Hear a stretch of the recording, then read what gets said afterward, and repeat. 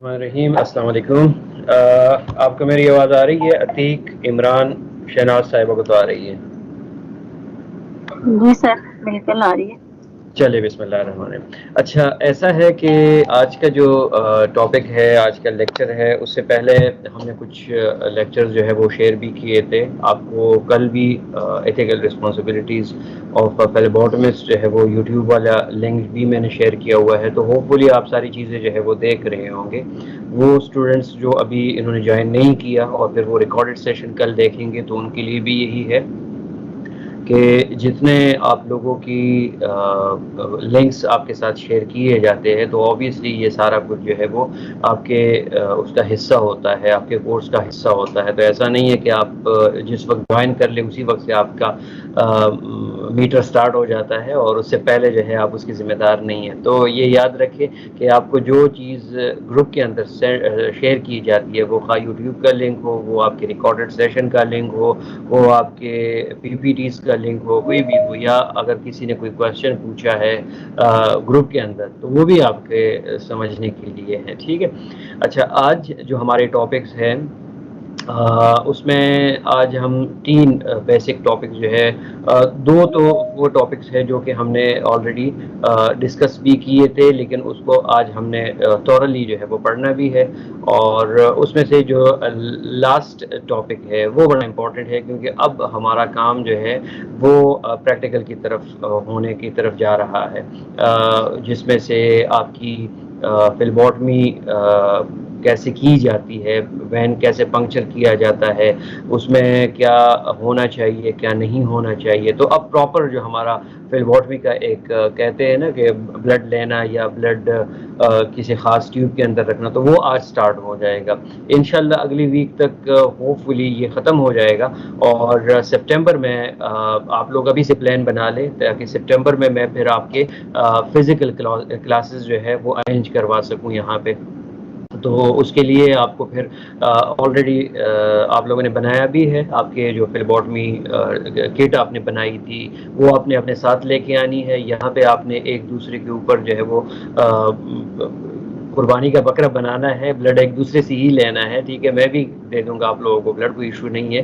अगर कोई बहुत ज़्यादा डरता है तो उसको मैं दे दूंगा, लेकिन ये है कि आप लें, जैसे अहमद बिन फैसल है तो वो अतीक से ले लेगा, अतीक इमरान से ले लेगा, इमरान मुबारक से ले लेगा, मुबारक जो है वो शहनाज से, इस तरह सो ऑन जो है वो आपके अल्हम्दुलिल्लाह दो दो हाथ हमें दिए हैं, तो वैन बहुत सारे होंगे, कोई इशू नहीं होगा। और उसमें आपने, जैसे मैं ज़बानी तो बोल रहा हूँ, आपको थ्योरेटिकली बोल रहा हूँ कि सिरेंज ऐसे पकड़ना होता है, सनी प्लास ये होता है, किट ये होता है, लेकिन जब आप उन चीज़ों को देखेंगे नहीं, होके नहीं जाएंगे, तो वो स्किल आपकी जो है वो फिर कॉम्पिटेंसी नहीं आती। तो यहाँ पे इंशाल्लाह सितंबर के महीने के अंदर, अब आज 19 है, तो नेक्स्ट जो हमारा लेक्चर होगा वो अगले हफ्ते को होगा, यानी 26 या 27 को होगा। तो 26 27 को इंशाल्लाह लेक्चर लेके, तो फिर सितंबर का पहला जो हफ्ता होगा, यानी हफ्ते का दिन, तो उसमें या इतवार के दिन को हम इंशाल्लाह कोई फिजिकल क्लास, या उसके बाद सितंबर के दूसरे हफ्ते में ये करवाते जाएंगे। ठीक है, तो ज़हनी तौर पे ये आप लोग तैयार भी रहे और अभी से अपना स्केड्यूल बना ले, क्योंकि उसमें आना मैंडेटरी है। हाँ, वो लोग जिनकी कोई बहुत ज़्यादा इशू है वो नहीं आ सकते, या वो लैब में काम कर रहे हैं, तो उसके लिए मैं असाइनमेंट दूंगा, क्योंकि अगर वो लैब में भी काम कर रहे हैं तो you have to show you वो वर्क कि आप वाकई ब्लड ले रहे हैं, क्योंकि ऑलरेडी बहुत सारे हमारे पास ऐसे स्टूडेंट्स हैं कि वो वाकई काम कर रहे हैं, वो वाकई लैब में काम कर रहे हैं, बट उनका कोई और इशू है। तो उस वजह से आप लोगों को याद होना चाहिए कि अगर वो लैब में काम कर रहे हैं तो ठीक है, हम उनको कहेंगे कि आप अपने लैब में ही वहाँ पे हमें 10-15 जो फिलबॉटमी आपने की है उसके वीडियोस बना के दे दे। कोई चेहरा नहीं आना चाहिए उसके अंदर, आप सिर्फ हाथ से जिस तरह आप प्रोसीजर करते हैं तो वो आ जाए, इट्स ओके, ताकि कम से कम हमें ये हो कि हाँ, ये बच्चा जो है या ये स्टूडेंट जो है वो ट्रेंड है, इसको मज़ीद जो है यहाँ पे आने की ज़रूरत नहीं है, ये वहाँ पे भी अपना प्रैक्टिकल कर सकता है। हाँ, वो बच्चे जो नहीं पता इनको, जैसे अहमद बिन फैसल हो गया, तो ये इसका आना जो है वो लेबॉर्ट्री के अंदर ये ज़रूरी होगा, वो यूनिवर्सिटी कैंपस जो है वो लाजिम आएंगे, यहाँ पे हम इंशाल्लाह प्रैक्टिस करेंगे। ठीक है। अच्छा, इसके साथ कुछ असाइनमेंट जो है वो मैंने दिए थे, तो काफ़ी असाइनमेंट माशाल्लाह आप लोगों ने किए हैं, वेरी गुड। उसमें बस ये ख्याल रखना चाहिए, क्योंकि मैं वहाँ पे नहीं हूँ, आप लोग खुद है, आप है और आपका रब है आपके ऊपर, तो ऐसा ना हो कि कोई 2 नंबर ही की हो, आप लोगों ने कोई पीडीएफ निकाल के अपना नाम लिख दिया हो, ये इस चीज़ का जो है वो ख्याल रखिएगा। ये एथिकल जो है वो गैर मुनासिब है, इसको आप लोगों ने याद रखना है। हाँ, जिन्होंने खुद किया हुआ है अगर वो पेपर पे कर ले तो बहुत अच्छा है, लेकिन उसका पेपर की जो तस्वीर है, वो जो पिक्चर आप लेते हैं वो क्लियर होनी चाहिए बस। बाकी आप लोग जिस तरह भी कर रहे हो वो आपके ऊपर है कि आपकी अवेलेबिलिटी, आपके पास लैपटॉप है, आपके पास अगर मोबाइल है, या आपके पास कागज़ पेंसिल या पेंटिंग अच्छी कर सकते हैं तो वो आप पे है, वो आप जिस तरह कर सकते हो। बस ये है कि काम आपका जेन्युइन होना चाहिए और आपका होना चाहिए, ये एक बात थी। ओके, सो आज जो हम पढ़ेंगे टॉपिक्स, उसमें से सीपीटी कोड है। सीपीटी कोड मैंने पहले भी बताया था कि ये एक आईटी एक्सपर्ट है, उसको मैं बताऊंगा और वो आपसे जो है इंशाल्लाह ये कोडिंग एंड बिलिंग पे थोड़ा 10-15 मिनट की जो है वो लेक्चर भी आपसे लेगा। लेकिन आज जो यहाँ पे हम डिस्कस करेंगे वो सीपीटी कोड के बारे में कि ये होता क्या है, कोडिंग एंड बिलिंग की ज़रूरत क्यों होती है, प्रोसेसिंग ऑफ सैंपल जो है वो कैसे होती है लेबोरेटरी के अंदर, और सॉफ्टवेयर जो है वो लैब्स के अंदर जो है वो कौन कौन से यूज़ होते हैं। जी, कौन आया? सॉफ्टवेयर जो है वो कौन से यूज़ होते हैं। तो आज ये 4 टॉपिक जो है वो हमने करने हैं। ऑर्डर ऑफ ड्रा आप लोगों को पता है कि यही ऑर्डर जो है वो रहेगा, ये आपने हमेशा याद रखना है। क्यों रहेगा ये आपको पता है, इसकी इम्पोर्टेंस ऑलरेडी हमने पहले वाले लेक्चर के अंदर जो है वो बताई हुई थी। लेबोरेटरी वर्क फ्लो साइकिल जो है वो पहले यहाँ से कहानी स्टार्ट होती है कि आपकी जो डिस्कवरी होती है, मिसाल के तौर पे आपके पास कोई पेशेंट आता है या आपका कोई कस्टमर आता है, आपको कहता है कि मुझे फलां टेस्ट करना है, फलां टेस्ट मीन को कोलेस्ट्रॉल करना है, सीबीसी करना है, प्रोथ्रम्बिन टाइम करना है, प्रेगनेंसी टेस्ट करना है, हार्मोन के टेस्ट करने हैं, या कोई एक्सवाईजी कोई ब्लड ग्रुप करना है, यूरिन एनालिसिस करना है, स्टूल एनालिसिस करना है, कोई भी टेस्ट करता है तो आप क्या करते हो, उसको कोई इनवॉइस जनरेट करते हो। ठीक है, वो इनवॉइस जनरेट होगा, वहां से फिर प्रोडक्शन उस इनवॉइस की होगी, वो आपके पास एक रिटन फॉर्म के अंदर आएगा।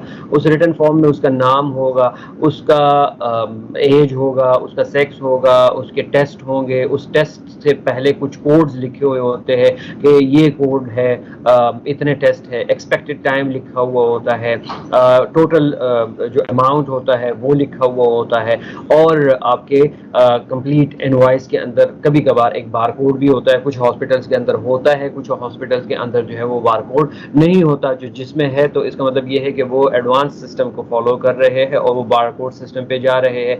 बार कोड ये सिस्टम ये होता है कि जब आप उस सैंपल को लेबोरेटरी के अंदर लेके जाएंगे तो उनके पास भी एक बार कोड सिस्टम होता है, वो उसको स्कैन कर लेंगे। जब वो स्कैन कर लेंगे तो उनको दोबारा डेटा लिखने की ज़रूरत नहीं होती, बल्कि वही डेटा XYZ जो भी डेटा था, उसका नाम एज, वो सारा का सारा जो है वो उस कंप्यूटर के अंदर जिससे वो टेस्ट परफॉर्म कर रहा है उसके अंदर ट्रांसफ़र हो जाएगा।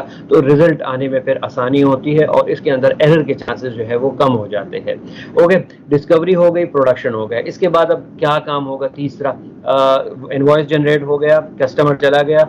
अब कस्टमर कहाँ पे जाएगा? उसको इम्प्लीमेंट करने के लिए फ्लेबोटमिस्ट होगा, तो फ्लेबोटमिस्ट उसको इम्प्लीमेंट करेगा। उसको या सीबीसी करनी है, या ब्लड ग्रुप करना है, या केमिस्ट्री के कोई टेस्ट करने हैं, कोई भी टेस्ट करना है, तो obviously he has to take that sample. तो वो जो सैंपल लेगा तो वो उसकी इम्प्लीमेंटेशन वहीं से ही क्या हो जाती है? स्टार्ट हो जाती है।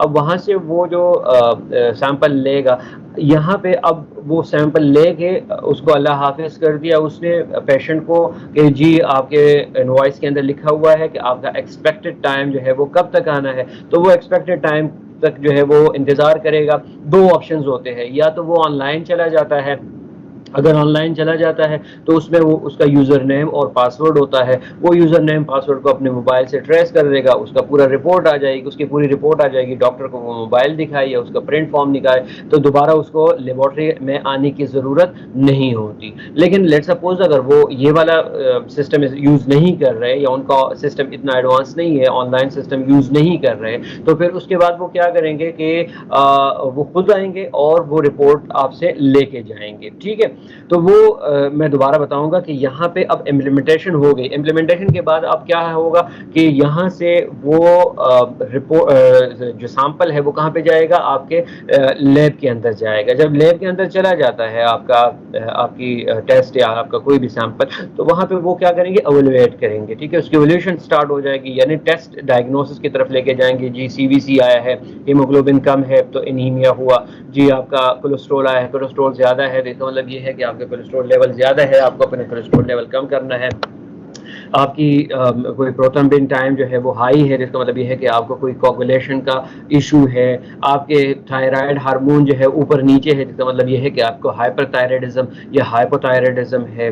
आपके यूरिक एसिड जो है वो बढ़े हुए हैं, तो इसका मतलब ये हुआ कि आपका आपके जो बॉडी के अंदर जो पेन हो रहा है, ये पेन आपको किस वजह से हो रहा है, यूरिक एसिड की वजह से हो रहा है। आपकी नी अगर स्वेल्ड है, ठीक है, उसमें दर्द हो रहा है, उसके अंदर स्वेलिंग आई हुई है, इसका मतलब ये है कि आपका आर फैक्टर होगा, रोमेटाइड अर्थराइटिस का फैक्टर होगा। तो वो रोमेटाइड अर्थराइटिस या नेगेटिव हो सकता है या पॉजिटिव हो सकता है। तो अगर नेगेटिव है तो इसका मतलब ये है कि प्रॉब्लम जो है वो कोई और है, लेकिन अगर पॉजिटिव हुआ तो इसका मतलब ये है कि आपका डायग्नोसिस हो गई है और आप अब रोमेटाइड अर्थराइटिस के लिए जो है कोई मेडिसिन लेंगे। तो जितने भी टेस्ट होते हैं वो लेबोरेटरी के अंदर डायग्नोस होते हैं, एवेलुएट होते हैं, और फिर यहाँ से दोबारा जो है वो जाएंगे कहाँ की तरफ, आपके रिपोर्ट यहाँ पे क्या हो गई, फाइनल हो गई रिपोर्ट। जो है टेक्नोलॉजिस्ट ने या जो टेक्नीशियन वहाँ पे काम कर रहा है या जो पैथोलॉजिस्ट, उसने क्या कर लिया, वेरीफाई कर लिया। यहाँ से आपकी रिपोर्ट जो है वो क्या हो गई है, कंप्लीट हो गई है।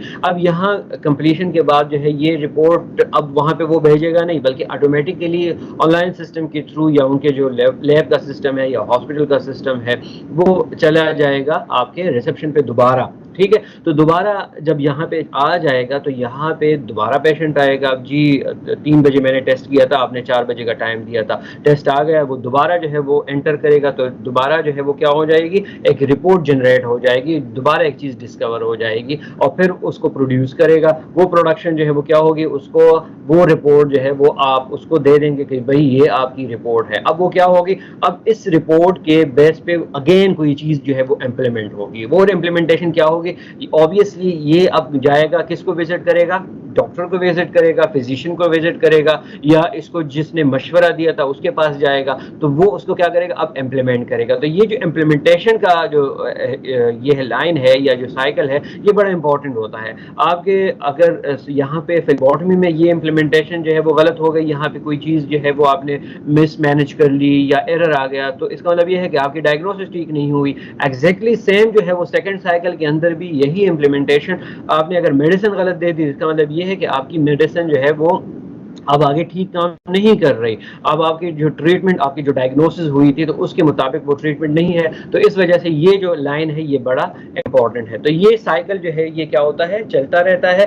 और फायदा किसको होता है, एक मरीज को होता है। ऑब्वियसली वो मरीज जो है उसकी अगर डायग्नोसिस ठीक हो जाती है, डायग्नोसिस से पहले उसकी अगर फिलबॉटमी ठीक हुई है, फिलबॉटमी से पहले अगर उसका इनवॉइस ठीक बना हुआ है, तो ऑब्वियसली उसके जो टेस्ट है वो ठीक आएंगे, और टेस्ट के बेस पे ही डॉक्टर जो है वो मोस्टली, कुछ तो सिम्टोमेटिक होते हैं, लेकिन मोस्टली जो आपके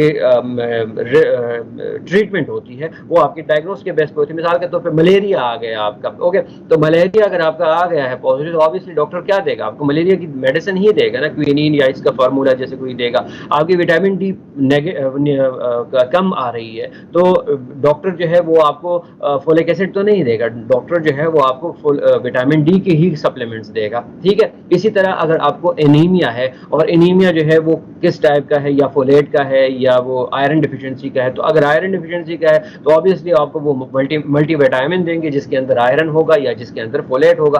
तो जो डायग्नोस होता है उसी के बेस पे हम जो है वो क्या करते हैं, वो ट्रीटमेंट देते हैं, और वो ट्रीटमेंट जो है वो मरीज के लिए क्या होती है, कारामद साबित हो सकती है, ठीक है।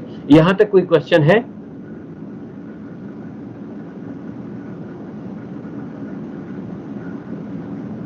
जी, यहाँ पे कोई क्वेश्चन जो है वो नहीं है। अच्छा, ये मुझे ज़रा अटेंडेंस आप बता दें, उसके बाद हम दोबारा स्टार्ट ले लेंगे।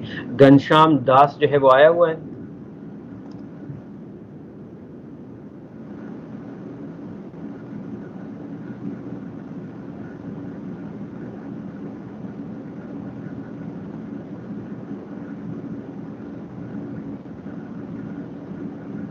घनश्यामदास साहब की आवाज़ नहीं आ रही। ओके, हिना किरण जो है वो एब्सेंट है। अतीक रहमान प्रेजेंट हूँ। घनश्यामदास जी प्रेजेंट सर है? मैं ठीक है, अतीक रहमान प्रेजेंट है। अयाज रशीद जो है, अयाज रशीद मेरे ख्याल में दुबई पहुंच चुका है। ठीक है, मोहम्मद इमरान अफजल जी प्रेजेंट है। मोहसिन मसीह, मोहसिन है जी? मोहसिन मसीह नहीं है, ये एब्सेंट है। सईद अनवर एब्सेंट है। साजाद कयूम एब्सेंट है। उजैर,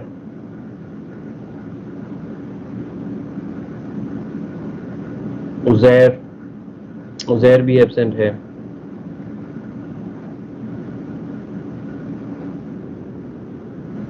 फातिमा एब्सेंट है।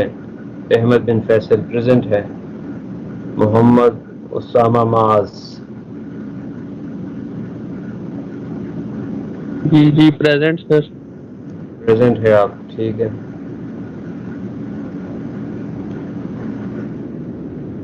मूसा एब्सेंट है। मुबारक हुसैन प्रेजेंट है। शहनाज साहिबा प्रेजेंट है। और सदफ जो है ये भी एब्सेंट है।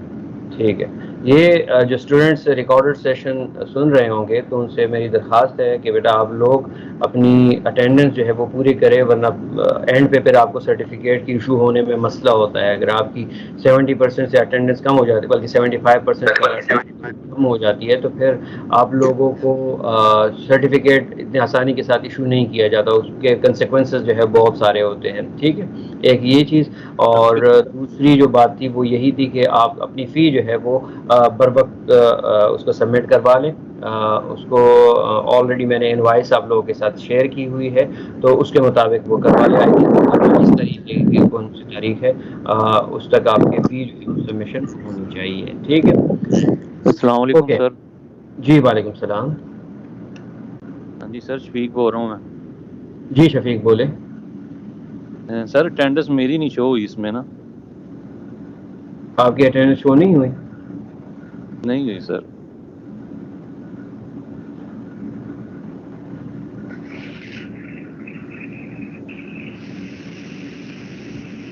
जी मोहम्मद शफीक, आप तो रोल नंबर 1 है यार। हो गई शो? हाँ जी जी, ठीक है, प्रेजेंट सर मैं भी। चले, ओके ओके। सो अब इससे जो दूसरा इसका काम है, उसमें से 2 सिस्टम्स आपके पास होते हैं।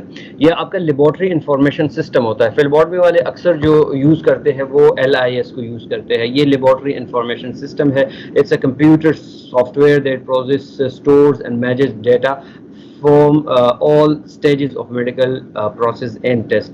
ये होता ये है कि इसके साथ एक हॉस्पिटल इंफॉर्मेशन सिस्टम होता है जिसको हम कहते हैं HIS, और एक होता है LIS, लेबॉर्ट्री इंफॉर्मेशन सिस्टम। तो जो हॉस्पिटल का इंफॉर्मेशन सिस्टम होता है वो बहुत बड़ा होता है। उसमें ऑब्वियसली आपके जितने पेशेंट आते हैं उन्होंने टेस्ट परफॉर्म किए हैं या नहीं किए, उन्होंने वो सिम्टम्स के बेस पे आए हैं या वो कोई और क्यूरी लेके आए हैं, तो वो सारा का सारा उनकी हिस्ट्री जो है वो वहाँ पे स्टोर होती है, HIS के सिस्टम के अंदर स्टोर होती है। और जो पर्टिकुलर लेबॉर्ट्री के अंदर होता है तो उसको हम कहते हैं लेबॉर्ट्री इंफॉर्मेशन सिस्टम होता है। यानी आपके जितने भी टेस्ट आते हैं वो सारे के सारे LIS से थ्रू के हो के ही जाएंगे। आपका नाम, जेंडर वगैरह जो जितने टेस्ट आपने परफॉर्म किए थे वो उसी के थ्रू जो है वो आएंगे। तो इसमें अब जो इनवॉइस आता है, ठीक है, पहला जो पेशेंट होगा वो क्या करेगा कि लैब टेस्ट्स ऑर्डर्ड होंगे। लैब टेस्ट जो है वो किसी ने ऑर्डर किए होंगे, उसको किसी ने मशवरा दिया होगा, उसके डॉक्टर ने लिखा होगा, या वो सेल्फ पे आया होगा, यानी खुद ही अपना कोई टेस्ट जो है वो परफॉर्म कर रहा है। मिसाल के तौर पे अगर कोई पेरेंट है और वो आ जाते हैं और अपने बेबी के लिए जो है 5 साल का बच्चा है, तो ऑब्वियसली उनको पता होता है बहुत सारे लोगों को कि 5 साल की उम्र तक बच्चे की जो है वो CBC का पता होना चाहिए, उसके जो है वो स्टूल एनालिसिस का पता होना चाहिए, ताकि एनीमिक है या नहीं है, स्टूल के अंदर कोई पैरासाइट या कोई इस तरह के वर्म्स वगैरह है या नहीं है। इसी तरह अगर कोई 35-40 साल का जवान आ जाता है, ठीक है, तो इसका मतलब ये होता है कि वो अपनी जो चेकअप है वो करना चाह रहा है, उसके अंदर विटामिन डी हो गया, उसके अंदर कैल्शियम हो गया, उसके अंदर फॉस्फेट हो गए, उसके अंदर आपके AST हो गए, ALT हो गए, बिलिरुबिन वगैरह हो गए, तो इसको जनरल चेकअप कहते हैं। तो जनरल चेकअप कुछ लोग खुद अपना परफॉर्म करते हैं ताकि वो अपनी बॉडी स्टेटस को चेक कर सके, और उसमें अगर कोई कम ज़्यादा चीज़ है तो उसके मुनासिबत से वो अपनी ट्रीटमेंट या डॉक्टर के साथ जो है वो मशवरा कर सके। ये ट्रेंड अभी पाकिस्तान के अंदर जो है वो कम है, लेकिन मैं समझता हूँ कि इस ट्रेंड को ज़्यादा होना चाहिए कि हम जब से पैदा हुए हैं तब से हम अपना काम कर रहे होते हैं, अपना बैलेंस डाइट तो हमारा होता नहीं है, बस खा रहे होते हैं, काम कर रहे होते हैं, और साथ साथ में बहुत सारे वीकनेसेस जो है वो हमारे अंदर आ रही होती है।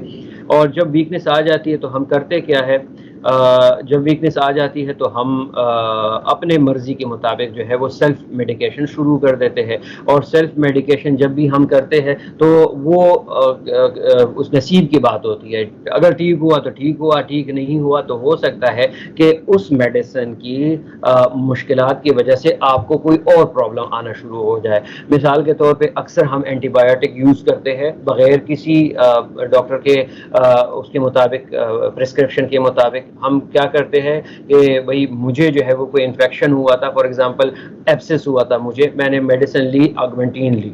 अब ऑगमेंटिन जब मैंने ली थी तो इसका मतलब ये था कि मैं जब लेबोरेटरी गया हुआ था तो मैंने उस एब्सेस से पस निकाला था, वो पस प्रॉपर जो है वो उसको कल्चर किया हुआ था। उस कल्चर के बाद उस पर देखा गया था कि कौन से एंटीबायोटिक जो है वो ठीक काम कर रहे थे। तो मेरा जो पस था या जो मेरे टेस्ट परफॉर्म किया था, तो मेरे ऊपर एगमेंटीन जो है वो क्या हो रहा था, अच्छा काम कर रहा था। अब इसका हरगिज़ ये मतलब नहीं है कि मोहम्मद ने कोई टेस्ट परफॉर्म किया, कोई नाम है मोहम्मद, और उसने जब टेस्ट परफॉर्म किया तो उस पर भी एगमेंटीन आएंगे। हो सकता है कि मोहम्मद ने अपने ज़िंदगी के अंदर इतने एंटीबायोटिक खाए हो कि अब वो एगमेंटीन को क्या हुआ हो, रेजिस्टेंट हुआ हो, तो ऑब्वियसली वो फिर कोई और एगमेंटीन लेगा। तो अक्सर पाकिस्तान के अंदर हमारे यहाँ यही होता है कि भाई मैंने फला मेडिसिन यूज़ की थी, आप भी उसको यूज़ कर ले, और वो उसको ले लेता है, खुद ही डॉक्टर बन जाता है, खुद भी फार्मासिस्ट बन जाता है, खुद ही खा लेता है, पता नहीं होता कि आगे उसके साथ होना क्या है। क्योंकि इन एंटीबायोटिक के एक दूसरे के साथ, या कुछ मेडिसिन ऐसे होते हैं कि उनकी एक दूसरे के साथ के रिएक्शन जो है वो बहुत ख़तरनाक होती है, और उससे जो है वो स्टीव जॉनसन जैसी डिजीज़ जो है वो जन्म लेती है, या एलर्जिक जैसी कंडीशन जो है उससे प्रोड्यूस हो जाती है। आप फिर वो मेडिसिन एक दफ़ा ले लेते हो तो आपकी पूरी बॉडी जो है वो इचिंग शुरू कर देती है, इरिटेशन शुरू कर देती है। तो बहुत ख़तरनाक है ये, लेकिन करते हैं हम। बहरहाल ये नहीं करना चाहिए। तो तीन चीज़ें जो है यहाँ पे थी कि आप जब कोई टेस्ट परफॉर्म करते हैं तो या तो आप अपने वेल पे करते हैं कि आप अपनी बॉडी को देख सकते हैं कि मिसाल के तौर पे मेरी स्किन जो है वो ड्राई हो रही है। अब मेरी स्किन जब ड्राई हो रही है तो मैंने कैल्शियम का टेस्ट जो है वो परफॉर्म करना है, ठीक है। मैं कैल्शियम टेस्ट देखूंगा कि वो है या नहीं है। अब मैं जब डॉक्टर के पास जाऊंगा तो डॉक्टर ऑब्वियसली वो टेस्ट लिखेगा, तो आप उनको पहले से बता दें कि जी मेरा कैल्शियम जो है वो क्या है, कम है, तो वो आपको फिर विटामिन सी या कोई और चीज़ जो है वो ऑब्वियसली देगा। आपके कमर में दर्द हो रहा है, ठीक है, और आपके जो हील है उसके अंदर बहुत ज़्यादा पेन हो रही है, तो इसका मतलब ये है कि आपके कोई ना कोई जो है वो विटामिन डी या कैल्शियम के साथ जो है वो मसला है। आप सीढ़ियों पे चढ़ते हैं या आप डेली रूटीन में काम करते हो और आपका सांस फूलता है, एंजाइटी होती है, आपको वॉमिटिंग जैसी फीलिंग आती है, नोजिया जिसे कहते हैं, तो अब आप जो टेस्ट परफॉर्म करेंगे तो वो CBC करेंगे, क्योंकि आपने देखना है कि एनीमिया है। अगर एनीमिया है तो एनीमिया को फिर सॉर्ट आउट करना होता है कि अब इसको कौन से टाइप का एनीमिया जो है वो हुआ है, ठीक है। तो जितने आपके टेस्ट होते हैं वो कुछ ना कुछ आपको बताते हैं, और उस बेस पे ही आप फिर ट्रीटमेंट लेते हैं, और उस ट्रीटमेंट को आप जब यूज़ करते हो तो तब ही आपकी बॉडी या XYZ जिस बंदे की बॉडी है वो रिस्पॉन्स देती है, ठीक है। तो पहली जो चीज़ है वो क्या थी, हमारे पास लैब टेस्ट ऑर्डर हो गया। ये टेस्ट ऑर्डर आपको बता दिया मैंने कि कहाँ से आया। ऑर्डर रिसीव्ड इन लैब, अब ये जो ऑर्डर है ये लैब आएगा। Work list and label generated, ठीक है। अब ये लेबल हो गया, इनवॉइस बन गई, सारी चीज़ें आ गई, टेस्ट भी आपने सैंपल भी आपने ले लिया।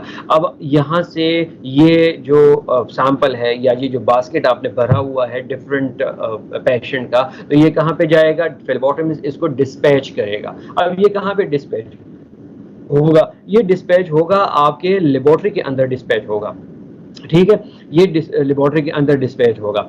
अब यहाँ पे जो इनवॉइस बनी हुई थी, ठीक है, तो करंट प्रोसीजरल टर्मिनोलॉजीज ये यूज़ होते हैं, सीपीटी कोड इसको हम कहते हैं। जिन स्टूडेंट्स ने ऑलरेडी लेबोरेटरी में काम कर रहे हैं या कर चुके हैं या उनको आइडिया है या घर में कोई टेस्ट पड़ा हुआ है, तो आपके जो टेस्ट है उसके लेफ्ट साइड पे एक कोड लिखा हुआ होता है। मिसाल के तौर पे सीबीसी है तो 1095 कुछ इस तरह का कोड लिखा होगा, शुगर है तो उसके पीछे लिखा होगा। इस कोड के बेस पे जो है वो कंप्यूटर काम करता है। So these are medical code set that is used to report medical, surgical and diagnostic procedure।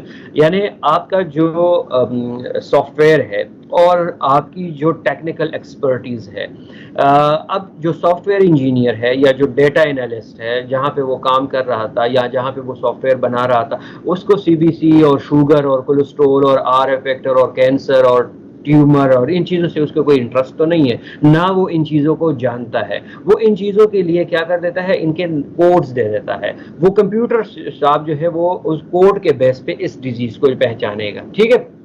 तो diagnostic procedure and services to initiate such as physician, health insurance companies and accreditation organization। अब यहाँ पे इसी के base पे जो है वो कुछ कंपनीज ऐसी होती है कि वो अपने एम्प्लॉयज़ को क्या करते हैं, वो इंश्योर करवा लेते हैं, यानी उनकी इंश्योरेंस होती है। अब एम्प्लॉय आता है, मिसाल के तौर पे उसकी शिफा इंटरनेशनल के अंदर जो है वो पैनल पे है, वो वहाँ पे चला गया तो पैनल के बेस पे वो टेस्ट परफॉर्म करेगा। अब जब ये टेस्ट ओवरऑल ख़त्म हो जाएंगे, यानी उसका इंश्योरेंस जो है वो एंड होने वाला होगा, तो वो वहाँ पे उस कोड के बेस पे उसको बिलिंग होगी, ठीक है। उसको ये नहीं कहेगा कि भाई इसने कोलेस्ट्रॉल टेस्ट किया था, डजंट मैटर, उसके कोलेस्ट्रॉल के साथ उसका काम नहीं है, अब उसका पैसों के साथ काम है, क्योंकि उसकी अब जो बाकी अमाउंट थी वो वहाँ से पे होगी, तो वहाँ पे वो उस कोड के बेस पे ही वो पहचानेंगे और इसी कोड के बेस पे जो है वो क्या होगी, बिल जो है वो आगे अदा की जाएगी। तो कोडिंग एंड बिलिंग क्या है कि the formal definition of the medical coding is the transformation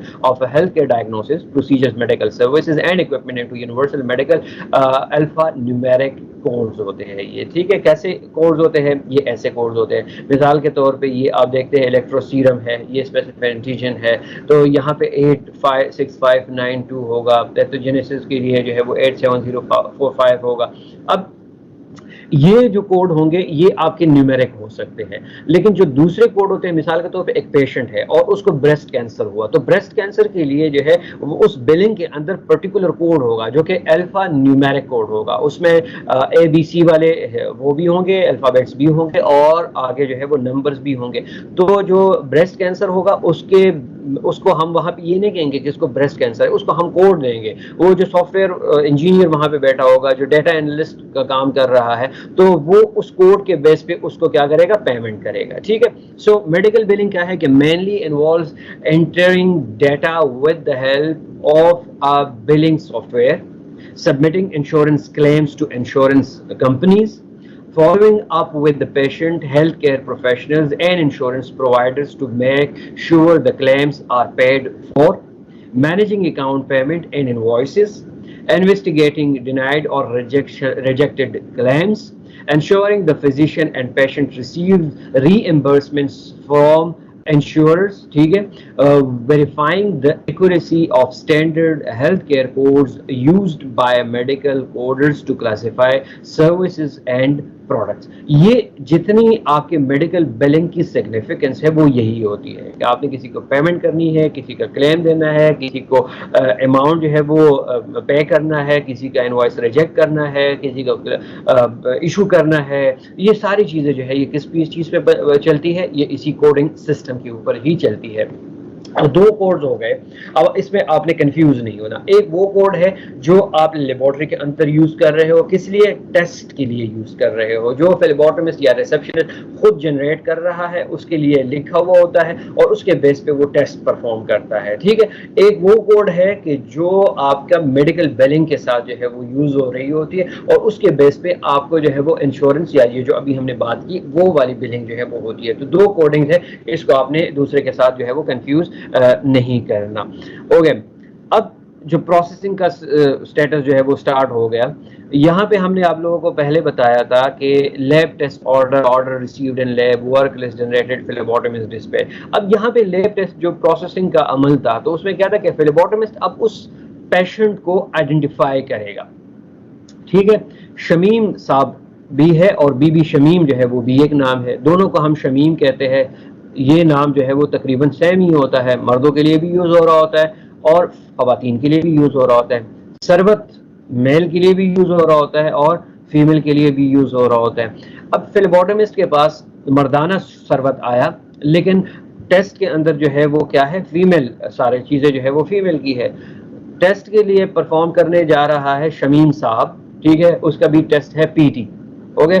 PT test है यानी कि प्रोथ्रोम्बिन टाइम। ये मर्द शमीम साहब है, मेल है, ये अपना प्रोथ्रोम्बिन टाइम कर रहा है, इसकी भी सर्जरी होने वाली है। और दूसरा जो पेशेंट था हमारे पास, जो कि शमीम थी यानी फीमेल शमीम थी, वो भी अपना एक टेस्ट परफॉर्म कर रही है पीटी, और वो है प्रेगनेंसी टेस्ट। अब वहाँ पे क्या फ्लेबोटमिस्ट या रिसेप्शनिस्ट ने आवाज़ लगाई कि जी शमीम साहब मर्द थे तो वो जल्दी चले गए, ठीक है, एक्टिव होके चले गए। और वहाँ पे इनवाइस पकड़ी, फ्लेबोटमिस्ट के पास आया, फ्लेबोटमिस्ट ने देखा जी आपकी तो प्रेगनेंसी टेस्ट है। तो शमीम साहब खुद भी कंफ्यूज हो गए कि नहीं, मेरे तो प्रेगनेंसी टेस्ट नहीं थे। अब ये नहीं है कि ये जो फ्लेबोटमिस्ट है वो कहेगा कि ठीक है यार इसका भी प्रेगनेंसी करवा देते हैं, ऐसा नहीं है। वो अब यहाँ पे इसको सॉर्ट आउट करेगा, वो देखेगा कि ये वाकई प्रेगनेंसी टेस्ट इसी की है या नहीं। वो रिसेप्शन पे जाएगा, वहाँ पे इसको सॉर्ट आउट करेगा कि एरर जो है वो हुआ है, कोई दूसरी शमीम जो है यहाँ पे है, तो वो वहाँ पे फिर जो है वो सॉर्ट आउट करेगा और उसकी वजह से वो टेस्ट जो है वो फिर क्या होगा, ठीक होगा। नहीं तो फिर उस प्रेगनेंसी टेस्ट वाले को प्रोथ्रोम्बिन टाइम हो जाएगा और प्रोथ्रोम्बिन टाइम का जो है वो प्रेगनेंसी टेस्ट हो जाएगी, जो कि आगे आप लोगों के लिए भी बड़ा मसला कर सकते हैं और शमीम साहब के लिए भी काफ़ी मसला जो है वो खड़ा हो सकता है।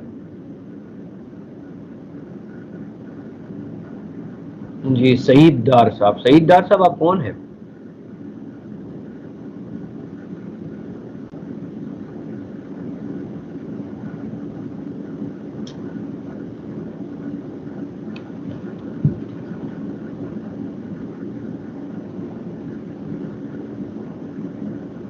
अच्छा, बहरहाल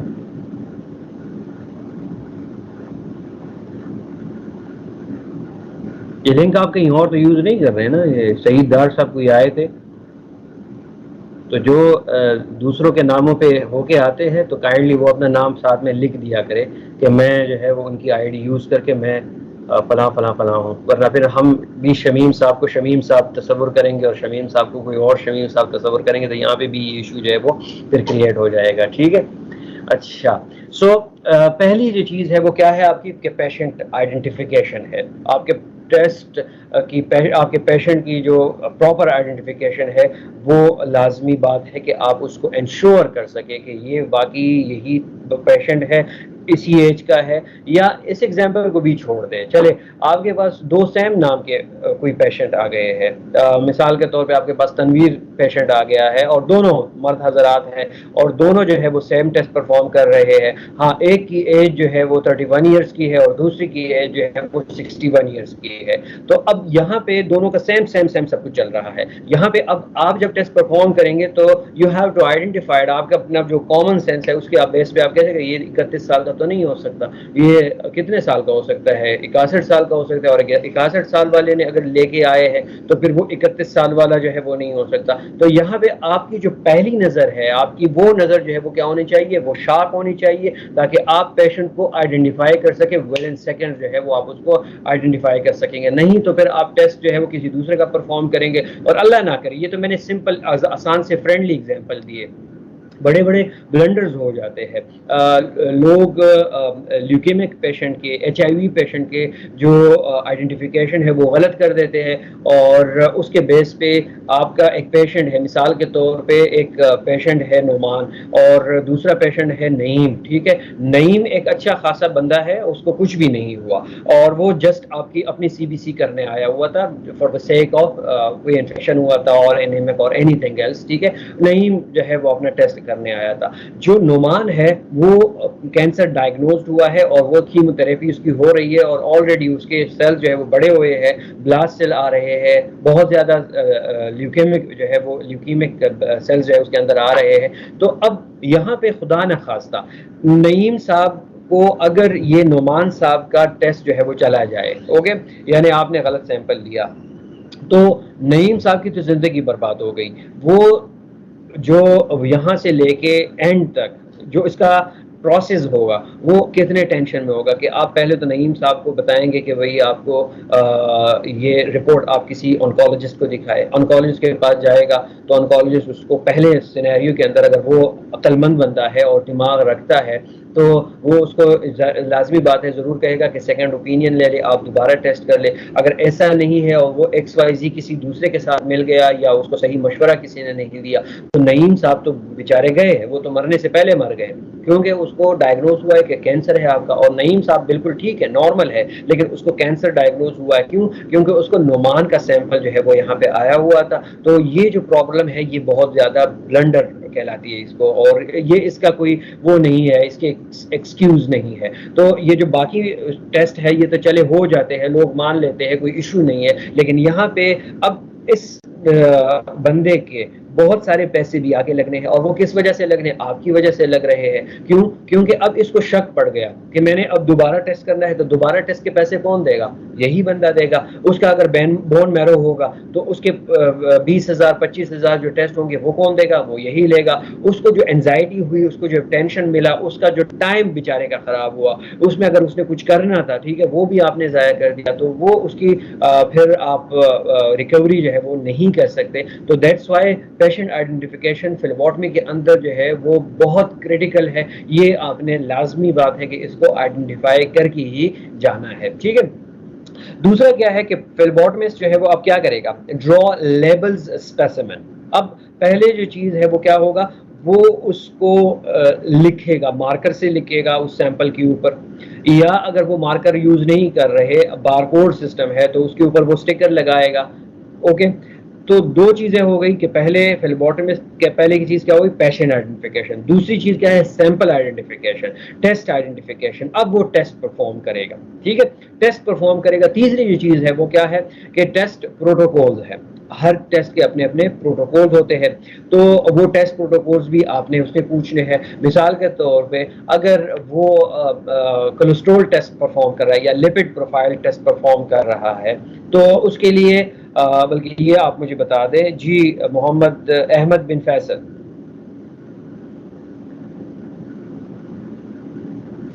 अहमद बिन फैसल। जी सर। अहमद, ये बताइए कि अगर वो बंदा परफॉर्म कर रहा है कोलेस्ट्रॉल टेस्ट, तो आप उनसे क्या कहेंगे? उनका ब्लड लेना होगा। बिल डायरेक्ट ब्लड ले लोगे?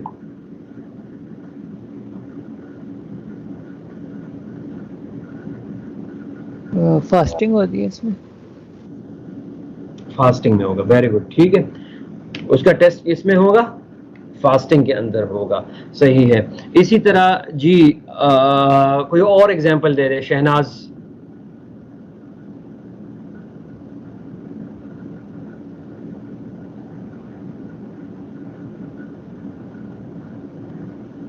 सर सबसे पहले तो हम उसकी आइडेंटिफिकेशन करेंगे ना, पहले पेशेंट का नाम वगैरह सारी चीजें पूछेंगे, फिर आइडेंटिफिकेशन करेंगे, देन उसके बाद उसका जो टेस्ट है ना वो प्रोसीड करेंगे। आइडेंटिफिकेशन के बगैर नहीं कर सकते। नहीं, मैं कह रहा हूँ कि इन्होंने कोलेस्ट्रॉल का एग्जांपल दिया ना कि कोलेस्ट्रॉल को जो है हम फास्टिंग पे लेंगे, कोई और एग्जांपल दे दे।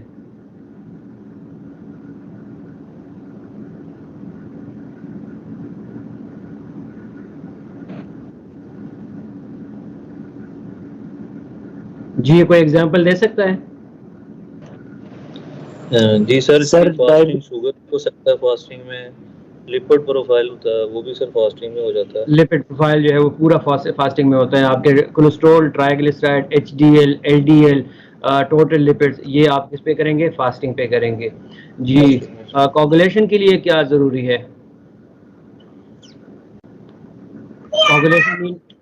कोगुलेशन मीन प्रोथ्रोम्बिन टाइम और activated partial thromboplastin time.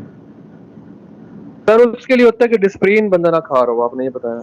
Exactly उसके लिए ज़रूरी नहीं है कि डेस्प्रिन आप उसका नाम लें, आप उसको एस्पायरिन बोल लें, ठीक है, क्योंकि आपको लोप्रिन जो है वो भी उसी फॉर्म में मिलती है, आपको वारफ्रीन जो है वो भी उसी फॉर्म में मिलती है, आपको डिस्प्रिन की जो गोलियां आप कहते हैं सर दर्द के लिए तो वो भी उसी फॉर्म में मिलती है, तो आप एस्पायरिन जो है वो कहा करें, ठीक है। Very good, excellent. Okay, HbA1c के लिए क्या यूज़ करेंगे, कोई है HbA1c के लिए?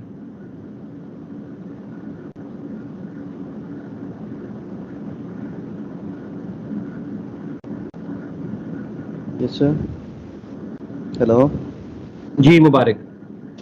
सर HbA1c शुगर की 3 महीने की रिकॉर्ड होती है, ये होल ब्लड से इसको हम परफॉर्म कर लेते हैं। होल ब्लड से लिया जाता है, ठीक है। तो मिसाल के तौर पे अब ये जो HbA1c है जिसको हम कहते हैं ग्लाइकोसाइलेटेड हीमोग्लोबिन, ठीक है, कल की यूट्यूब वाले लेक्चर में आपने देखा होगा ना, मैंने वहां पे क्या कहा था कि आपका जो कम्युनिकेशन है that should be very clear, okay, कि आपकी कम्युनिकेशन बहुत क्लियर होनी चाहिए। और क्लियर किस हिसाब से होगी? वो इस हिसाब से होगी कि मिसाल के तौर पे एक पेशेंट आपके पास आया, उसने आपसे कहा कि मैंने शुगर का टेस्ट करना है। अब शुगर का जब वो टेस्ट बोलेगा तो आपके माइंड के अंदर जो है वो क्या आ रहा है कि शुगर का टेस्ट हो रहा है, तो आप सीरम या प्लाज्मा के लिए सोच सकते हैं, आप फास्टिंग या रैंडम के लिए सोच सकते हैं, या पोस्ट पेरेंडियल के लिए सोच सकते हैं। शुगर का टेस्ट आप जब देखेंगे नहीं वहां पे इनवॉइस पे, तो वहां पे अगर लिखा है कि इसका HbA1c है तो इसका मतलब ये हुआ कि ये 3 महीने वाला शुगर का टेस्ट है, ग्लाइकोसाइलेटेड हीमोग्लोबिन है ये। और वो फिर आप जो है वो उसको CBC के सैंपल में लेंगे, यानी वो होल ब्लड होता है, उससे फिर आप उसको परफॉर्म करेंगे और आप उसको बताएंगे कि आपकी वैल्यू जो है वो कितनी है। उसके बेस पे डॉक्टर उसको इंसुलिन या उसकी जो मेडिसिन है वो आगे चेंज या ज्यादा कम कर सकता है, ठीक है। तो बहरहाल इस तरह के बहुत सारे एग्जाम्पल है। आपके जो आज की असाइनमेंट है, अभी ये असाइनमेंट जो है वो याद रखिए कि आप इसको अच्छे गौर से सुन लें, इसको गौर से आपने को सुनना है, दोबारा मैंने नहीं बोलना, और ना आपने को ग्रुप में जो है वो बताना है कि आप डिफरेंट, कम से कम हर एक स्टूडेंट जो है वो कम से कम 7 डिफरेंट टेस्ट लिखे, और उस 7 डिफरेंट टेस्ट के सामने लिखे कि इसके अंदर जो प्रोटोकॉल है वो क्या है। मिसाल के तौर पे कोलेस्ट्रॉल का है तो he should be on fasting. Cortisol AM एक टेस्ट है, तो कॉर्टिसोल एम का मतलब ये है कि वो टेस्ट जो है वो मॉर्निंग के अंदर परफॉर्म होगा। मिसाल के तौर पे कॉर्टिसोल PM है, तो कॉर्टिसोल PM जो है वो किस टाइम पे परफॉर्म होगा? इवनिंग के अंदर परफॉर्म होगा, ओके। ग्रोथ हार्मोन्स के लिए पहले एक्सरसाइज करना जरूरी है या नहीं है, ये बिल्कुल एक डिफरेंट बात हो जाती है। तो इस तरह के आपके पास डिफरेंट टेस्ट होंगे, और वो डिफरेंट टेस्ट जो है उसके आपने सिंपल एक वर्ड के अंदर आगे उसका प्रोटोकॉल जो है वो आप मेंशन कर ले, आपको गूगल से मिल जाएगा, आप सर्च कर ले, आपको कहीं ना कहीं से जो है ये चीज़ें मिल जाएंगी। फिर भी अगर किसी को प्रॉब्लम है तो कल मुझसे बिल्कुल वो डिस्कस कर सकता है, वो प्रोटोकॉल जो है वो फिर मैं आप लोगों को बता भी दूंगा, ठीक है। लेकिन असाइनमेंट आपकी है, आपने एफर्ट जो है वो लाजमी बात है कि करनी है, ओके। सो ये दूसरी कहानी हो गई कि आपकी patient identification, test identification, test protocol. अब तीसरी फोर्थ जो चीज़ है वो क्या है कि MR number, medical record number, इसको MR नंबर भी कहते हैं कुछ लोग, इसको कुछ लोग रजिस्ट्रेशन नंबर कहते हैं, इसको कुछ लोग हॉस्पिटल नंबर कहते हैं, इसको कुछ लोग लैब नंबर कहते हैं, जो भी कहे वो, लेकिन ये एक नंबर होता है जिस पे हमारे पेशेंट के नाम के साथ कोई काम नहीं है, हमारा पेशेंट के नंबर के साथ फिर काम होगा, ओके। हम वही जो है वो देखेंगे और उसी के बेस पे हम जो है वो आगे इसका टेस्ट जो है वो परफॉर्म करेंगे। करेक्ट सैम्पलिंग, इस पे भी बात हो गई हमारी कि आप सैंपल जो है वो करेक्ट क्या कर ले, एक्सट्रैक्ट कर ले। HbA1c की जगह ऐसा नहीं है कि आप सीरम ले ले, और सीरम की जगह ये नहीं है कि आप कोई प्लाज्मा ले ले, और प्लाज्मा की जगह ये नहीं है कि आप EDTA की आप साइट्रेट की जगह EDTA के अंदर प्लाज्मा ले ले। तो जो भी टेस्ट होगा उस पर आपको identification, test identification, test protocols, ये सारी चीज़ें जो है आपको मेंशन होनी भी चाहिए वहाँ पे आपके जो फ्लेबोटमी सेक्शन है।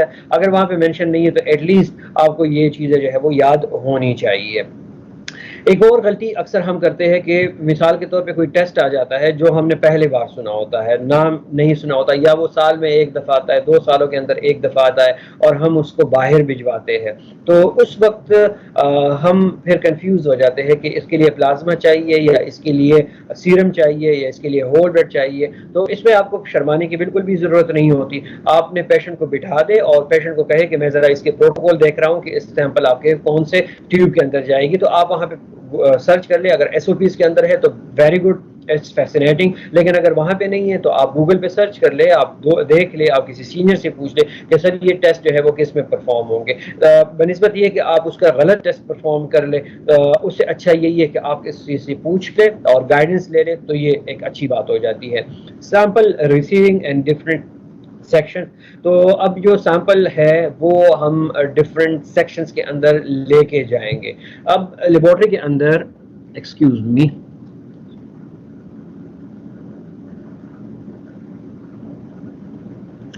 ओके, लेबोरेटरी के अंदर आपके पास डिफरेंट सेक्शंस होते हैं।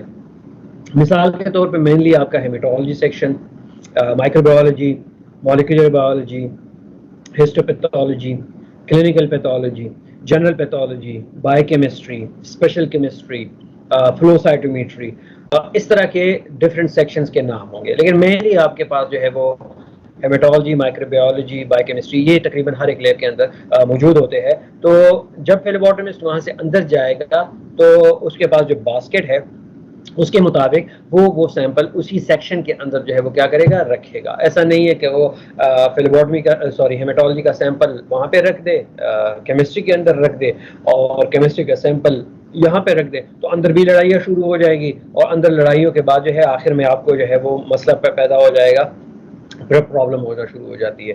मिसाल के तौर पे यही जो HbA1c टेस्ट है, तो HbA1c, HB से तो हमें पता चलता है कि ये हेमेटोलॉजी का कोई टेस्ट है, हीमोग्लोबिन इसके अंदर आता है, ठीक है, ग्लाइकोसाइलेटेड हीमोग्लोबिन। तो अब एक नया अगर फ्लेबोटमिस्ट है तो वो तो कहेगा कि हाँ ये तो ट्यूब भी EDTA की है और सैंपल भी इसके साथ HB आता है, तो वो उसको कहाँ पे दे देगा, वो उसको हेमेटोलॉजी के अंदर दे देगा, गलती के साथ दे देगा। तो ऐसा नहीं है, वो अब हीमोग्लोबिन उस पर लिखा हुआ है, लेकिन वो टेस्ट परफॉर्म होगा कहाँ पे, स्पेशल केमिस्ट्री के अंदर या बायोकेमिस्ट्री के अंदर परफॉर्म होगा। ग्रीटिंग्स, अब पेशेंट जो है वो हम उसको ग्रीट कैसे करेंगे, so always greet patient in a professional friendly manner. उसको आपने एक प्रोफेशनल वे के अंदर जो है वो ग्रीट करना है। अब प्रोफेशनलिज्म क्या है, इस पे मैंने तकरीबन पिछले हमारे जो 3 लेक्चर्स थे वो सारे के सारे इस प्रोफेशनलिज्म के ऊपर ही थे। और फ्रेंडली का भी मैंने बता दिया था कि फ्रेंडली क्या है। तो यहाँ पे अब मुझे कौन बताएगा कि हम पेशेंट को कैसे डील करेंगे। जी, मुबारक हुसैन साहब, आपने कोई क्वेश्चन कर, बल्कि घनश्याम दास आप बता दें, घनश्याम दास फ्रॉम सिंध।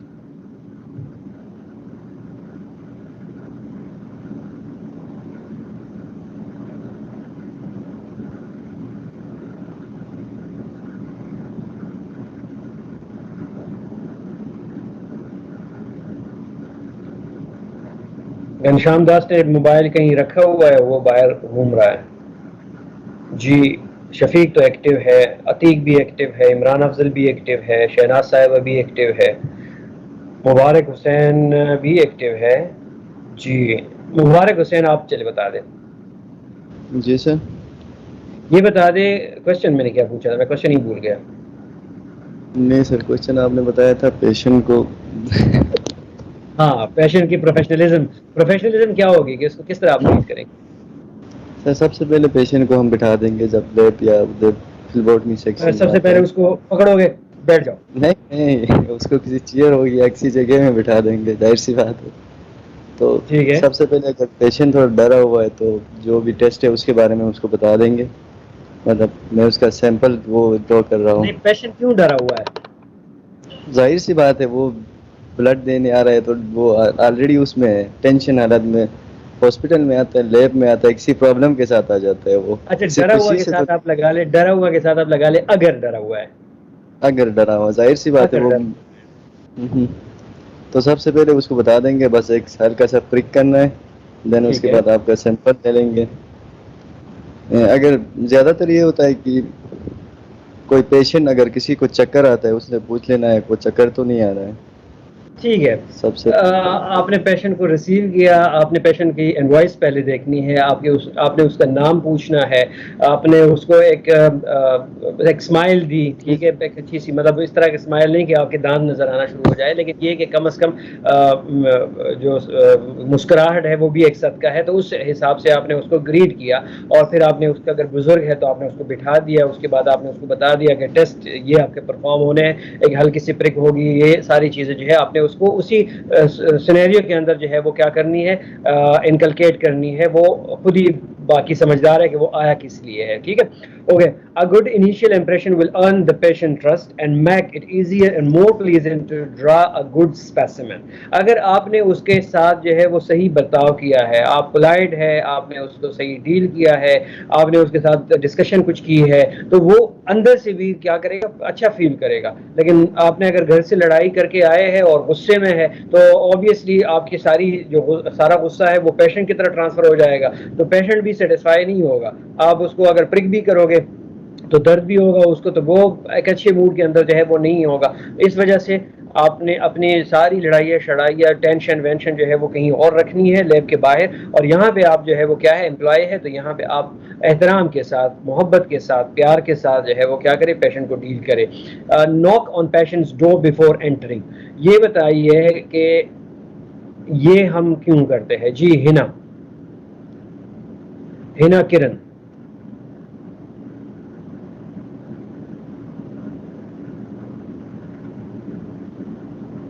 ये जिन लोगों से मैं पूछ रहा हूँ और वो एब्सेंट है, ठीक है, तो वो जब रिकॉर्डेड सेशन देखेंगे तो इसमें उनका एब्सेंट लगेगा। अब हिना भी जो है वो क्या है, गायब है। जी शफीक। Yes sir. जी बताएं, हम नॉक क्यों करते हैं? सर नोक से जरा हमें थोड़ा सा बता दें।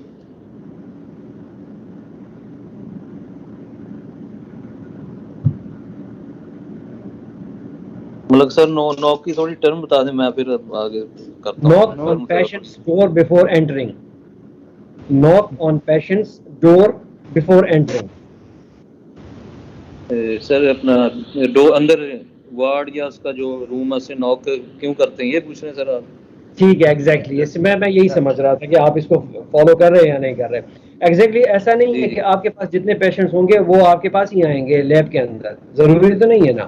ऐसे भी पेशेंट होंगे जो वार्ड के अंदर है, ऐसे भी पेशेंट है जो आप अगर कोई उसमें जा रहे हैं, घर में जा रहे हैं किसी के, आपके पास मोबाइल है, मोबाइल पिकअप पे जा रहे हैं और वहां पे आप कहीं घर जा रहे हैं, तो आपने पहले क्या करना है, एक अच्छा तरीका है, एक इथिकल वे है, हमारे नॉर्म्स भी यही है कि आप कहीं भी जाएंगे तो पहले क्या करेंगे, नॉक करेंगे कि जी मैं आपका परफॉर्म करने आया हूँ, फला फला हॉस्पिटल से आया हूँ। Identify yourself by name and department. हो गए, आपने अपना नाम भी बता दिया, आपने अपना डिपार्टमेंट भी बता दिया। Explain the reason for your presence, और यहाँ पे आप किस लिए आए हैं उसको एक्सप्लेनेशन दे दे, उसको बता दे कि भाई आपने टेस्ट जनरेट किया हुआ, वो टेस्ट परफॉर्म करने जो है वो मैं आया हूँ, आपका टेस्ट के लिए सैंपल चाहिए।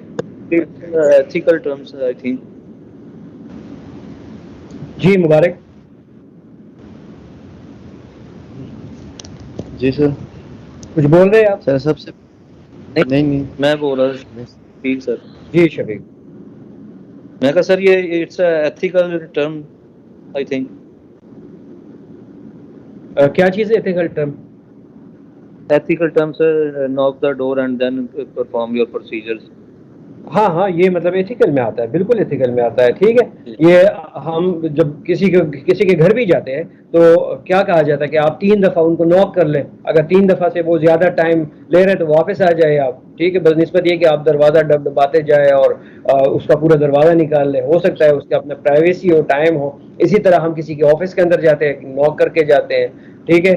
आप इवन अगर किसी को फोन करते हैं, एक रिंग के बाद अगर वो नहीं उठाता, एक रिंग भी वो हल्की सी, ऐसा ना हो कि आपकी एक रिंग भी पूरा आप उसका मैसेज सुन ले, तो ये है कि ये हमारे उसमें आ जाता है, एथिक्स के अंदर आ जाता है, इसमें कोई बड़ी बात नहीं है, ठीक है।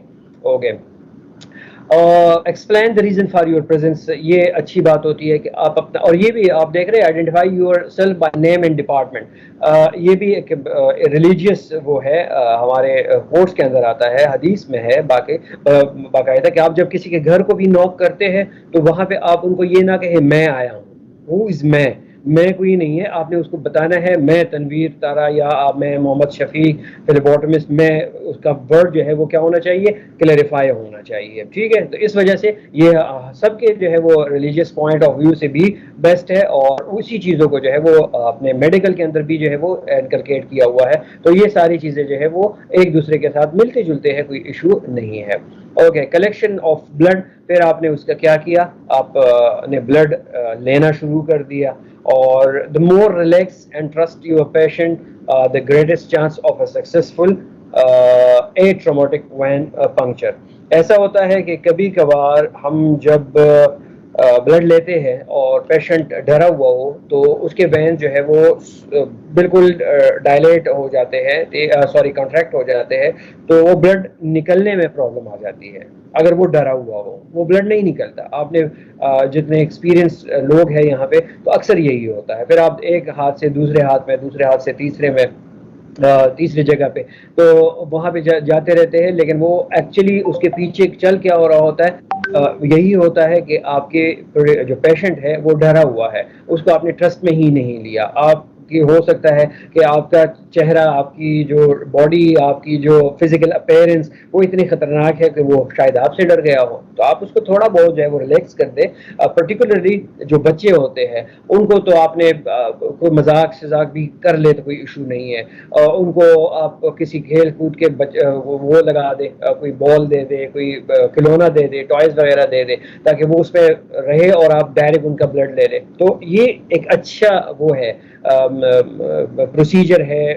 आप उसको बता दें कि कोई इतना ज़्यादा दर्द नहीं होता, एक छोटी सी जो है वो हल्की सी आपको पिंच करेंगे हम और उसके बाद आपका ब्लड आ जाएगा। बहरहाल good verbal listening and non verbal skills are very important for patient reassurance. इस पे कल वाली वीडियो के अंदर मैंने बात की है, ये आप लोगों ने सुना भी होगा, उम्मीद है कि आप लोगों ने देखा भी होगा।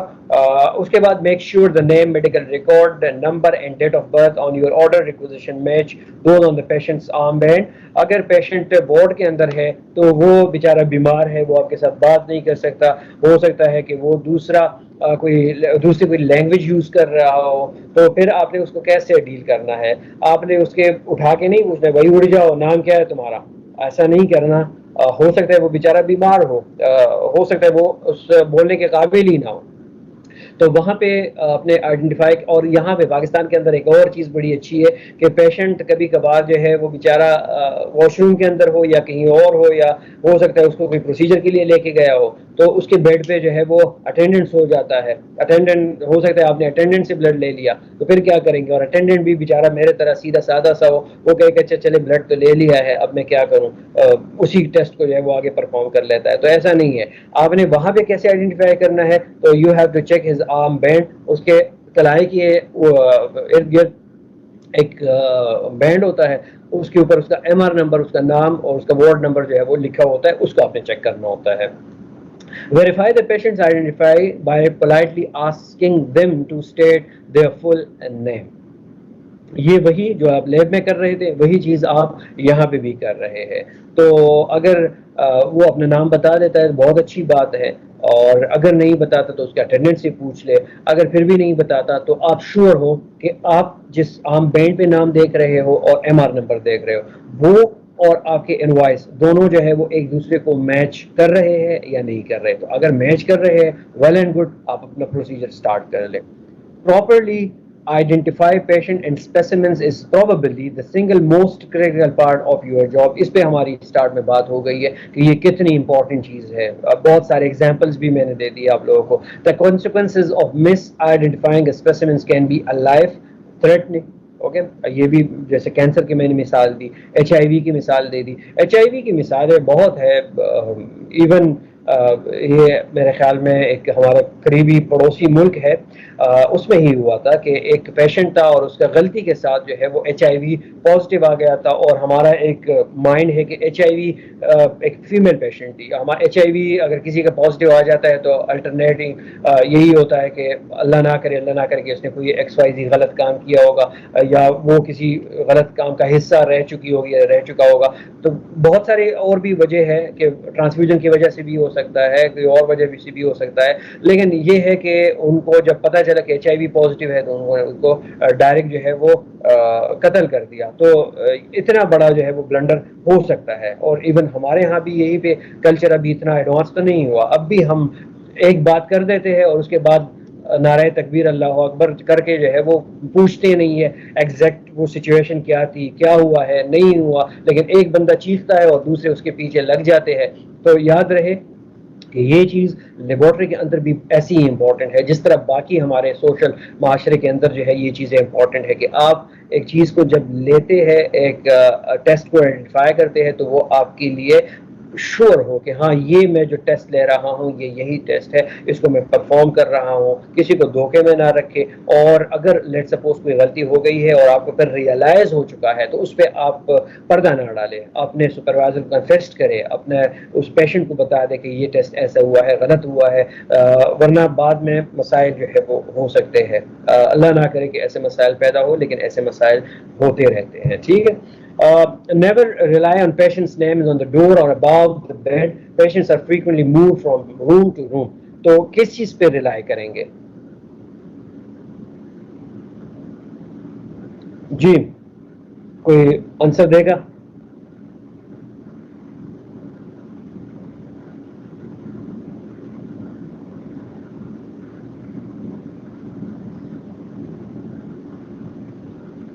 कोई भी आंसर नहीं दे रहा, सारे खपा है।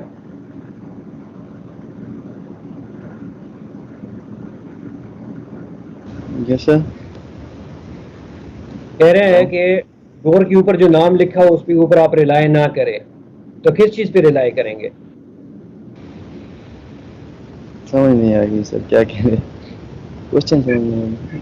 क्वेश्चन ये है कि never rely on the patient's name on the door or ward or above the bed. Patients are frequently moved from the room to room.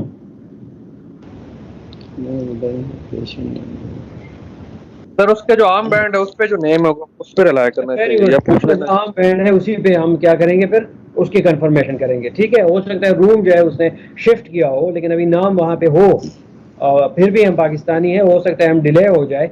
तो अच्छी बात क्या है कि आप उसके जो आम बैंड है उसके ऊपर आपने फिर देखना होगा कि हाँ ये कंफर्मेशन जो है वो आप उससे कर सकते हैं। ठीक है। ओके। फिर जो है वो आप आ जाए, hospitalized patient must always be correctly identified by an ID band that is attached to the patient. ये जैसे आपने आंसर दिया। लेबोरेटरी वर्क फ्लो के अंदर जो है आपकी लैब परफॉर्म टेस्ट हो गए, lab result are reported to doctor, ये हो गया। टेस्ट परफॉर्म हो गए अंदर, उससे आपका काम नहीं है। टेस्ट जब परफॉर्म हो गए ऑटोमेटिकली वो आपके LIS के अंदर चले गए, डॉक्टर के पास भी चले गए, ट्रीटमेंट उसी के बेस पे हो गई। तो ट्रीटमेंट अगर ठीक हो गई है तो इसका मतलब ये है कि आपने जो पीछे जो काम किया था आपने वाकई ईमानदारी के साथ किया था, आपने सही काम किया था, आपने प्रोफेशनलिज्म के साथ किया था, आपने डिग्निटी के साथ किया था, आपने इंटेग्रिटी के साथ किया था। ये जितने काम आपने किए थे इसका मतलब ये है कि यू आर अ बेस्ट फिलबॉटमिस्ट, के आपके काम के अंदर कोई एरर नहीं आ रहा। तो जाहिर बात है कि वो पेशेंट जो है वो उसकी ट्रीटमेंट होगी, तो पेशेंट की ट्रीटमेंट होगी तो सही ट्रीटमेंट होगी, सही ट्रीटमेंट होगी तो वो पाकिस्तान के लिए एक कारामद शहरी बनेगा। नहीं तो फिर प्रॉब्लम जो है प्रॉब्लम ही प्रॉब्लम होते जाएंगे। ठीक है।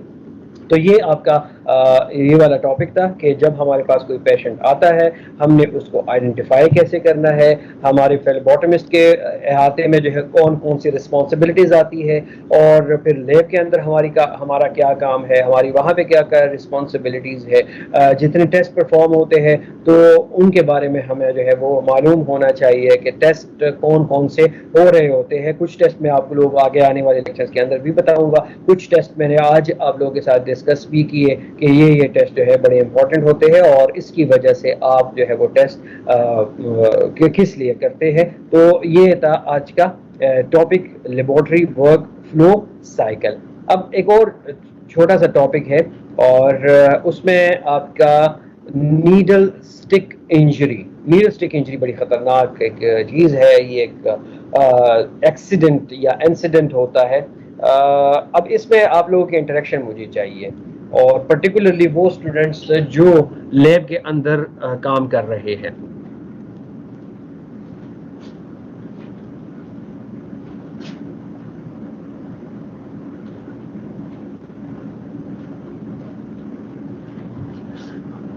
जी, अभी तक किसी को घर के अंदर या लैब के अंदर या एवी हाथ में सिरिंज लेके कोई इंजरी हुई है, नीडल स्टिक इंजरी की?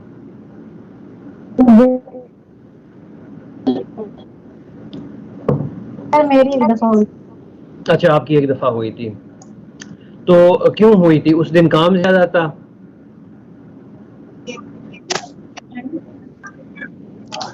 सर आपकी आवाज बहुत स्लो आ रही है।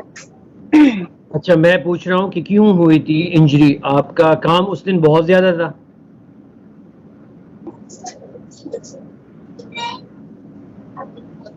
सर नहीं आ रही आवाज। कि मेरी आवाज नहीं आ रही, बाकी सबको आ रही है आवाज? आ रही है सर, नेट का इशू होगा शायद। आ रही है। आप अपना मोबाइल चेंज कर दे, आप अपने लिए जो है एयरफोन ले ले ताकि आवाज करीब से आए। मेरा ब्लूटूथ से वापस मोबाइल डिवाइस पे आया तो आवाज ही नहीं आ रही। अच्छा, बहरहाल मैंने कहा कि आपकी जो इंजरी हुई थी, ये वाली आवाज आपको आ रही है? जी सर। तो वो इंजरी क्यों हुई थी? उस दिन आप काम ज्यादा था या कोई प्रॉब्लम था या किस तरह हुई थी, ये बताए, वो शेयर करें हमारे साथ। बेसिकली हम लोग ना वो लगाते हैं एलर्जी टेस्ट ना, तो वो जो शुगर वाली प्रिकर्स होते हैं ना, तो वो हम लोग उनसे पिक करते हैं ना पेशेंट को। तो वो कहीं वो मैंने जब वो एक साथ सारे उठाए तो वो बीच में कोई एक ओपन था तो वो मेरे फिंगर पे लग गया। ठीक है, किसी और के साथ इस तरह का इशू हुआ हो? फिर सर वो जितना ब्लड निकलता था वो मैंने टैप वाटर के नीचे रखा, और फिर उसके बाद फिर मैंने जो है ना, हमारा होता है एक इंसिडेंस फॉर्म होता है, वो फिल किया, और फिर इन्फेक्शन जो डिपार्टमेंट है हमारा, फिर वहां पे मैं गई, फिर उन्होंने मेरे 1-2 टेस्ट किए, hepatitis B, A B C, इस तरह की किए, HIV किए, तो वो क्लियर थे, तो फिर उन्होंने कहा देन ठीक है। ठीक है, ये तकरीबन यही प्रोसीजर होता है। ओके, अब लेट्स सपोज अगर आपको नीडल स्टिक इंजरी होती है, तो नीडल